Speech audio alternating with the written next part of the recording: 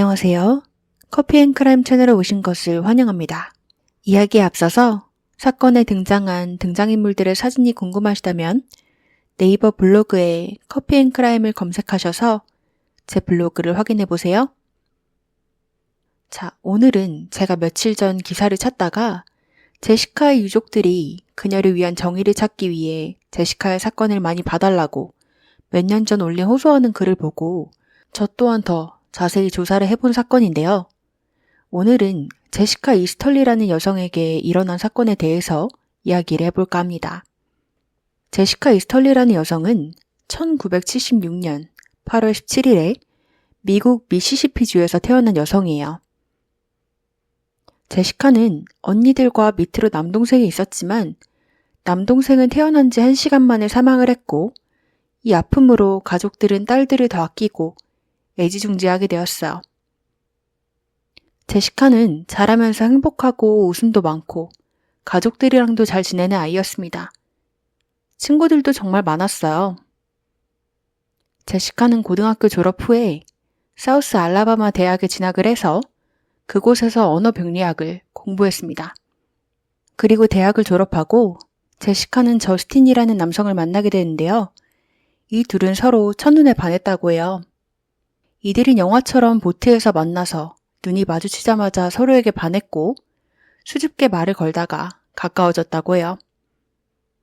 이렇게 그들의 관계는 진전되어 제시카는 저스틴과 함께하기 위해서 뉴올리언즈로 이사까지 가게 되고 2015년 이 커플은 결혼까지 하게 됩니다. 제시카는 비록 다른 주로 이사를 가서 가족, 친구들과는 멀어졌지만 계속해서 연락을 하고 가깝게 지냈어요. 하지만 가족들과 친구들은 저스틴이 왠지 모르게 사람은 좋아 보이지만 뭐랄까 사람 좋아 보이는 척을 하는 사람 같다는 인상을 많이 받았다고 합니다. 그만의 풍기는 분위기가 따로 있었어요. 제시카의 절친 중 한 명은 한 사건을 예시로 이야기를 해줬는데 이들이 어느 날 다 같이 차에 타려고 준비를 하고 있었고 친구는 자신의 3살짜리 아들을 카시트에 앉히고 있었다고 합니다. 그러다가 3살짜리 아들이 저스틴에게 자신의 손을 보이며 손가락이 아프다고 손을 내밀었는데 저스틴이 주머니에서 칼을 꺼내며 그럼 칼로 손가락을 잘라서 더 아프게 해줄게 라고 농담식으로 말했지만 그걸 보고 전혀 웃기지 않았고 아이까지 울렸을 뿐만 아니라 이상한 사람이라는 생각이 들었다고 회상을 했어요. 사실 저스틴은 이혼을 한 돌싱남이었고 전 부인과의 사이에 그레이시라는 딸도 하나 있었습니다. 이 딸은 제시카랑 굉장히 가까워졌고 엄마랑 딸처럼 잘 지냈다고 해요. 제시카랑 그레이시는 날이 갈수록 가까워졌지만 저스틴과 제시카의 사이는 점점 멀어지기 시작했고 저스틴은 제시카에게 가정폭력을 휘두르기 시작했습니다. 제시카는 이런 사실을 자신의 절친이자 비슷한 경험을 겪었었던 마리아에게 털어놓기 시작했어요. 하지만 저스틴이랑 화해를 하면 자신이 털어놓은 그의 나쁜 면들을 친구나 가족들이 안 좋게 볼까봐 제시카는 점점 저스틴에 대한 안 좋은 이야기를 감추기 시작했고 괜찮은 척을 하며 지내기 시작했지만 이미 안 좋은 면들을 알았던 가족들과 친구들은 계속해서 저스틴을 주시하기 시작했습니다. 그리고 저스틴도 제시카의 가족, 친구들이 자신을 싫어한다는 사실을 눈치챈 건지 제시카가 가족이나 친구들이랑 대화를 할 때면 항상 옆에 껴서 무슨 대화를 하는지 다 들어야 직성이 풀렸다고 해요. 저스틴은 굉장히 이랬다 저랬다를 반복하기도 자주 했었는데요. 어느 날 친구 마리아의 아이 중 한 명이 제시카랑 저스틴이 사는 동네 근처에서 치어리더 경연대회가 있어서 마리아가 이들의 집에서 자고 가도 되냐고 묻게 됩니다. 제시카는 저스틴에게 동의를 구했고 저스틴은 당시에는 기분이 좋았던 건지 흔쾌히 승낙했지만 마지막 순간에 마음을 바꿔서 마리아가 오지 않았으면 좋겠다고 제시카에게 말을 하게 되죠. 그렇게 제시카는 상황을 설명하려 마리아에게 메시지를 보내게 됩니다. 제시카는 마리아에게 저기 나 이번 주 주말에 대해서 이야기할 게 있어. 나 지금 저스틴을 피해서 화장실에 숨어서 너한테 문자하는 거야. 나랑 저스틴은 지난 3일간 쉬지 않고 싸워댔고 저스틴이 나를 집에서 쫓아낸다고 협박까지 해대고 있어. 나를 때리기도 했고, 저스틴이 마리아 네가 우리 집에 오면 상황은 나한테 더 불리해질 거래. 마리아 정말 미안해. 내가 다른 숙소 추천해줄게. 나 너무 무서워. 라는 문자를 보내게 됩니다. 하지만 이렇게 폭력적인 관계에도 제시카가 그를 쉽게 떠나지 않았던 이유가 뭘까요? 그 이유는 사실 여러 가지가 있었습니다. 우선은 저스틴의 딸 그레이시랑 굉장히 정이 많이 들었기 때문에 그레이시를 못 볼 것이라는 슬픔과 저스틴이랑 살면서 저스틴이 툭하면 제시카에게 자신을 떠나면 죽여버린다고 협박을 했기 때문에 자신이 그를 떠나면 가족 곁에도 못 가고 그가 정말 찾을 수 없는 머나먼 곳으로 떠나야 된다는 불안감과 저스틴이랑 살면서 많이 떨어져 버린 자신감 때문에 그를 떠나고 가족도 없이 혼자서는 전혀 살지 못할 것 같다는 생각들 때문이었습니다. 때는 2019년 8월 12일, 제시카는 친구 마리아에게 전화를 3통이나 연속으로 하게 돼요. 마리아는 다른 일을 하느라 전화를 못 받았지만 다행히도 몇 분 후에 휴대폰을 확인하자마자 제시카에게 바로 전화를 걸었어요. 전화를 받은 제시카의 목소리는 굉장히 피곤해 보였고 패닉감이 섞여 있었습니다. 그리고 제시카는 자신 좀 빨리 지금 당장 태우러 와달라고 마리아에게 요청을 하게 돼요. 하지만 마리아는 2시간이나 떨어진 동네에 살아서 지금 출발한다고 해도 2시간이 넘게 걸릴 것이고 마리아는 어린 아이들을 둔 엄마였기 때문에 쉽게 이동할 수 있는 상황이 아니었습니다. 당장 집에 아이를 봐줄 사람도 없었고 아이들을 데리고 가기엔 위험한 상황에 아이들을 데리고 가는 것 같아서 이 위험을 감수할 수는 없었어요. 그렇게 마리아는 자신이 다음날 아침에 바로 아이들이 유치원에 데려다주고 제시카에게로 바로 가겠다고 하루만 더 참아달라고 약속을 하고 다음날 아침 이들은 통화를 하게 됩니다. 이들이 아침에 통화를 할 당시에 제시카는 그레이시의 병원 진료에 따라갔던 상황이었고 복도에 나와서 잠시 전화를 받는 것 같았어요.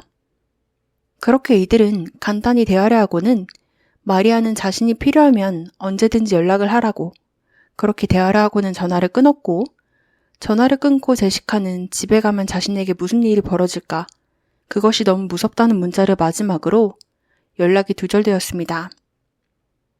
마리아는 다음날 아침에도 전화를 해봤지만 제시카는 연락이 되지 않았어요.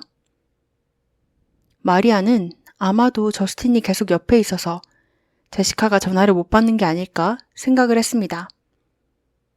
그리고 그녀가 제시카에 관한 소식을 들은 것은 다음 날인 14일 밤 9시경이었는데요. 문자를 보낸 사람은 저스틴이었습니다. 저스틴은 마리아에게 문자로 제시카가 어디 있는지 아냐고 그레이시랑 자신이 걱정 중이라고 했습니다.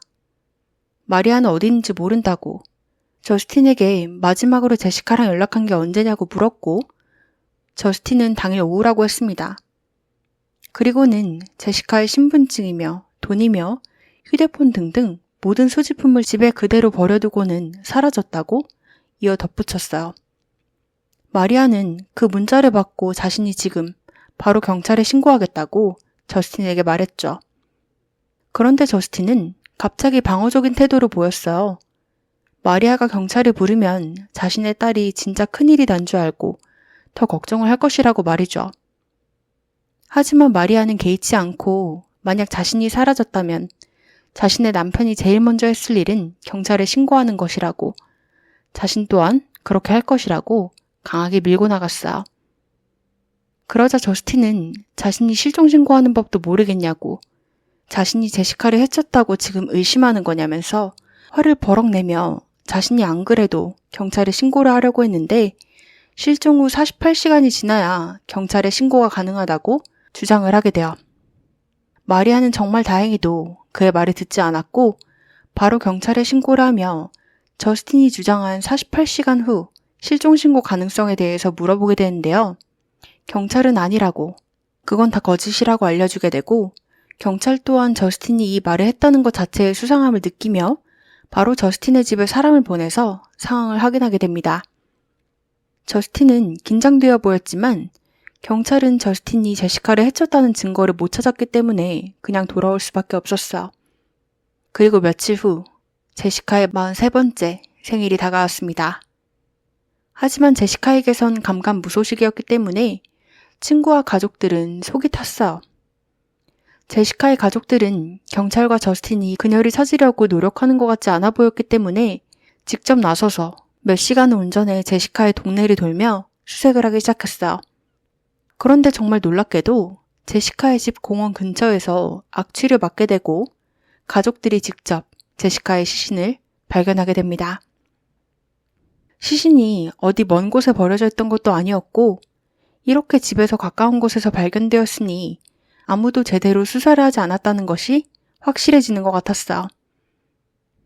제시카는 8월의 더운 날씨에 일주일 동안이나 방치되어 있었다 보니까 부패가 이미 진행 중인 상황이었고 가족들은 제시카의 옷가지 등등을 통해서 제시카라고 확신했지만 경찰은 일단 부검과 더 정확한 조사를 통해서 제시카라고 확신을 해야 됐기 때문에 제시카의 시신은 부검실로 이동이 되었고 제시카의 어머니의 DNA를 통해 발견된 시신의 DNA랑 일치하는지 확인하겠다고 어머니의 DNA까지 채취를 해갔고 그동안 저스틴은 조사를 받게 됩니다.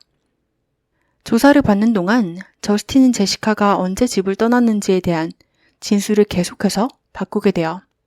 처음에는 그냥 집을 떠났다고 했다가 갑자기 정신병원에 가기 위해서 집을 떠났다고 말을 바꿨어요. 가족들은 빨리 다음 진행 소식을 듣고 싶어서 전전긍긍했지만 제시카의 신원 파악 절차는 굉장히 오래 걸렸고 제시카의 시신도 돌려받지 못했으니 장례도 치러줄 수 없었고 차가운 영안실에 계속해서 머물러야 됐던 제시카를 생각하며 가족과 친구들은 억장이 무너졌어. 이 기간 동안 저스틴은 친구나 가족들에게 어떠한 연락도 하지 않았습니다. 저스틴이 처음으로 가족들과 친구들에게 연락을 취한 건 9월 2일이 되어서였습니다. 그리고 그가 하는 말은 정말 어처구니가 없었는데요. 저스틴은 제시카가 자살한 게 분명하다며 자신은 이제 새 출발을 할 준비가 되었다고 말을 했다고 해요. 그리고 또 한 달이 지났습니다. 이때까지도 경찰에게선 어떠한 소식도 들려오지 않았어. 사망 2달이 지난 10월이 되었는데 아직도 제시카는 영안실에서 신분 확인을 위해서 머물러 있었죠. 가족들은 제시카의 DNA를 확인하는 과정에 있겠지 확신을 했습니다. 하지만 정말 놀랍게도 제시카의 어머니 DNA 채취 후에 채취 샘플이 경찰서에 전해진 후 경찰도 그 후로는 DNA 샘플을 본 적이 없다는 황당한 소식을 듣게 됩니다. 담당자가 누군지도 몰랐고 일 처리가 이렇게 허술하다니 놀랄 따름이었어. 그래서 제시카의 어머니는 다시 한번 DNA를 보내야 됐죠. 정말 화가 날 수밖에 없었습니다. 그렇게 또 한 달이라는 시간이 흘렀고 가족들은 11월 8일이 되어서야 제시카의 시신이 맞다는 확답을 듣게 되었어. 그리고 신원 확인으로부터 또다시 2달이 흐른 2020년 1월 제시카의 사망 원인은 알 수 없음으로 밝혀지게 됩니다. 가족과 친구들은 제시카가 살해당하지 않았다면 절대로 그렇게 갑자기 떠날 리가 없고 평소에 항상 위협을 느꼈으며 자살을 할 리도 없는 사람이라는 걸 알았기 때문에 이 결과를 도무지 믿을 수가 없었어. 그런데 안 좋은 소식은 여기서 다가 아니었습니다. 가족들은 이제 드디어 제시카의 시신을 돌려받을 수 있다고 장례를 치러줄 생각에 그나마 다행이라고 생각을 했지만 제시카의 시신은 제일 가까운 가족인 남편, 즉 저스틴에게로 돌아가야 된다는 방침을 듣게 돼요. 하지만 저스틴은 당시 제시카 사망 후 술집에서 한 여성에게 접근했다가 경찰에 신고가 되어서 24시간 구금 중인 상태였습니다. 정말 가지가지하죠?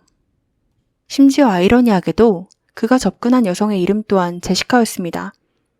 이들은 술집에서 대화를 하고 있었는데 그녀의 이름이 제시카라는 것을 듣고 저스틴이 다가가서 자신의 부인 이름 또한 제시카인데 최근 자살을 했다며 마침 이름이 같으니 제시카 당신이 자신이 죽은 와이프의 옷들 좀 가져가 달라는 이상한 부탁을 했고 불편함을 느낀 제시카라는 여성은 술집에 같이 있던 회사 동료들에게 방금 무슨 일이 있었는지 말을 했다고 해요. 그리고 그녀의 회사 동료들은 저스틴과 제시카 사건을 뉴스에서 봤기 때문에 그의 얼굴을 알아서 경찰에 신고를 했고 저스틴이 구금되게 된 것이었죠. 그가 이렇게 자신의 일로 바쁜 와중에 제시카의 가족들은 경찰들과 열심히 소통을 하고 있었습니다. 하지만 경찰은 제시카의 사건이 미제 사건이고 새로운 증거들도 없었기 때문에 최선을 다하고 있지만 지금으로선 드릴 말씀이 없다는 답답한 대답만 하게 돼요. 그리고 부검 결과 사망 사인을 알 수 없다고는 했지만 제시카의 갈비뼈가 부러져 있던 것으로 드러나는데요. 가족들이 경찰에게 묻자 경찰들은 자신들이 제시카의 시신을 옮기다가 부러진 것 같다고, 사망 전에 부러진 건 아닌 것 같다고 또 한 번 답답한 소리를 듣게 됩니다. 그녀의 코에는 금이 가 있었고 목 뒷뼈가 부러져 있기도 했는데요. 이 목 뒷뼈 골절 같은 경우는 흔히 볼 수 있는 경우가 두 가지 있다고요. 첫 번째는 교통사고를 당한 사람들에게서 많이 볼 수 있고, 두 번째는 목을 세게 졸림을 당한 경우 볼 수 있는 경우라고 합니다. 이제는 가족들을 떠나서 이웃들까지 화가 나기 시작했어. 자신들의 이웃에게 벌어진 일을 대체 누가 한 건지 알아야 자신들도 안심을 하고 지낼 수 있는데 경찰은 아무것도 모른다고 하고 범인은 아직 밖에서 자유롭게 돌아다니고 있다는 생각을 하니까 편하게 밤에 잠을 잘 수가 없었기 때문이었죠. 그러던 어느 날 이웃 중 한 명이 허술한 경찰이 놓친 증거를 직접 찾게 됩니다. 그것은 바로 버려진 담요와 담요 속에 구겨지고 약간 찢겨져서 버려져 있는 제시카의 신분증이었어요. 이 담요는 숨겨져 있지도 않았고 그냥 길에 놓여져 있는 상태였습니다. 그래서 그 이웃은 제시카의 가족들에게 이것을 전해줬고 가족들은 바로 경찰에 신고를 했습니다. 하지만 일주일이 지나도 역시나 들려오는 소식은 없었어요. 그래서 가족들은 이 증거를 찾은 이웃에게 연락을 해서 혹시 경찰과 상황이 어떻냐고 물어보게 되고, 놀랍게도 경찰이 증거물을 발견한 이웃에게 아예 연락조차 취하지 않았다는 사실을 알게 됩니다. 보통은 이 물건을 어디에서 어떻게 찾았는지 등등 자세히 물어볼 텐데 말이죠. 가족들은 공식적으로 경찰에 컴플레인을 걸었지만 이 이웃은 2020년 9월이 되어서야 경찰에게 증거물에 대해서 연락을 받았다고요. 정말 최악인 것은 이때까지도 제시카의 시신이 저스틴이 인수해가지 않았기 때문에 아직도 차가운 영안실에 놓여져 있다는 것이었습니다. 사망한 지 1년이 넘었는데 말이죠. 저스틴은 가족들의 연락도 받지 않았어요. 그러던 어느 날 제시카의 집 앞에 침대 매트리스랑 프레임이 버려진 것들을 수사관들이 발견을 하게 되고 정말 놀랍게도 처음으로 그들이 그것을 수거해 매트리스에서 나온 DNA 검사를 진행하게 됩니다. 당연히도 이건 굉장히 오래 걸렸고 2020년 12월이 되었는데도 검사 결과는 나오지 않았고 제시카는 여전히 영안실에 있었어. 그렇게 가족들은 경찰들이 나서지 않으니까 자신들이 대중의 관심을 사서 이 부정당함을 세상에 알려야겠다고 생각을 했고 그렇게 인터뷰를 하고 이 사건이 퍼지게 된 것이었어. 결국은 저도 그렇게 해서 이 사건에 대해서 알게 된 것이고요. 하지만 제가 아직 말씀드리지 않은 짚고 넘어가야 될 한 가지 중요한 사실이 있는데요. 그것은 바로 제시카랑 저스틴이 성인 콘텐츠 업계에서 활동했다는 사실입니다. 제시카는 비비안이라는 이름으로 활동을 했었고 저스틴은 랜드 앤더슨이라는 이름으로 활동을 했었어요. 이 사실은 가족과 친구들도 모르던 사실이었어요. 저스틴은 그녀가 사망한 후에도 제시카가 살아있을 때 같이 찍었던 영상들을 올리며 수익을 벌고 있었고 후에 이것은 제시카가 저스틴을 떠나지 못했던 또 다른 이유 중 하나로 밝혀졌습니다. 그를 떠나면 그가 가족과 친구들에게 폭로할 테니까요.